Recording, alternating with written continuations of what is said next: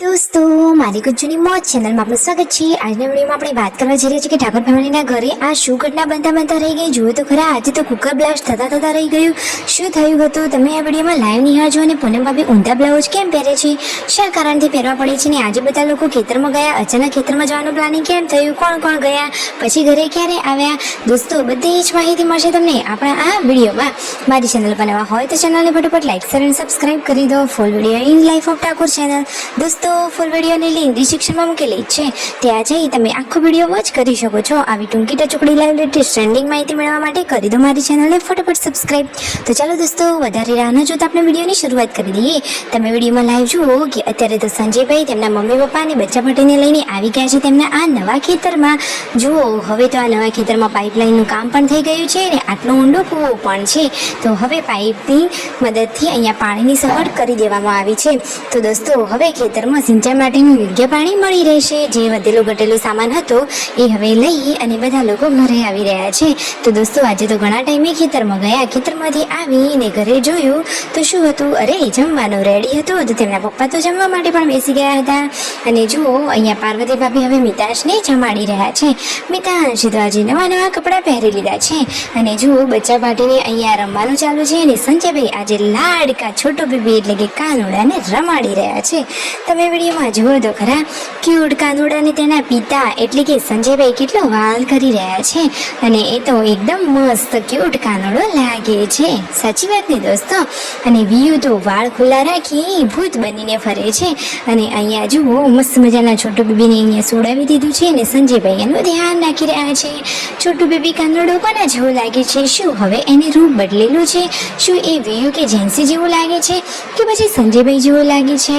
અરે આ તો એકદમ ક્યુટ કાનડો છે અને રણજીતભાઈએ લાડમાં તેનું નામ કાળું પાડ્યું છે અને અહીંયા તેમના પપ્પાના ગાડીની આ બેટરીનું કામકાજ કરી રહ્યા છે સંજયભાઈ।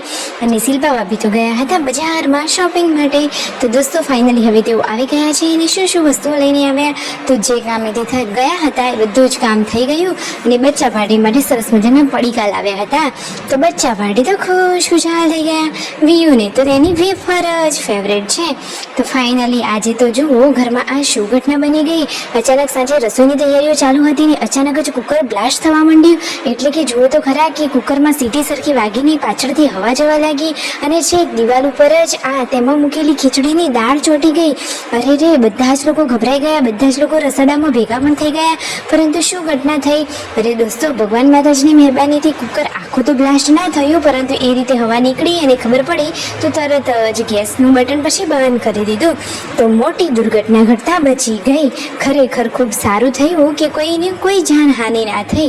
પછી ફાઇનલી કુકર રિપેરિંગ કરાવવા માટે આપવાનું છે, કારણ કે આવું શા કારણથી થયું હશે? શું દોસ્તો વારમાં કંઈ પ્રોબ્લેમ હશે, કુકરમાં પ્રોબ્લેમ હશે કે શું? જો તમને કોઈને ખબર હોય તો જલ્દીથી કોમેન્ટ કરો। અને ફાઇનલી દોસ્તો આજે તો લાઇટ જતી રહી હતી, તો છોટુ બેબીને તો બહુ જ ગરમી લાગી રહી હતી। જુઓ તો ખરા, એને તો કેટલી બધી ગરમી લાગે છે। પૂનમ ભાભી અહીંયા એને ખોળામાં લઈને બેઠા છે ને વાવ કેવા નખરા કરી રહ્યો છે આ ક્યુટ કાનુડો। જુઓ થોડા ઈશારા કરતા તો હવે એ શીખી જ ગયો છે। અને જુઓ નજીકથી નિહાળો, એને કેટલી બધી ગરમી લાગી છે। શું એ વિયુ જેવું લાગે છે? મને તો કાનુડો વિયુ જેવું લાગે છે।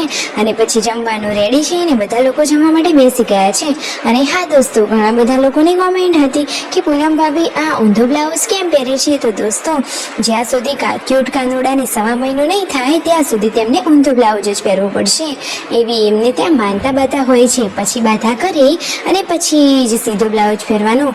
શું દોસ્તો તમારામાં કોઈ આવા જૂના રીતિ રિવાજો છે ખરા?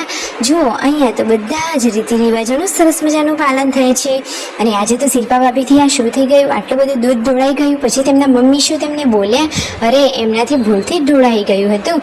તેમના મમ્મી કહે છે કે થોડું સાચવીને પકડવાનું રાખવાનું, બાકી એકદમ હેપી ફેમિલી છે। સબસ્ક્રાઇબ।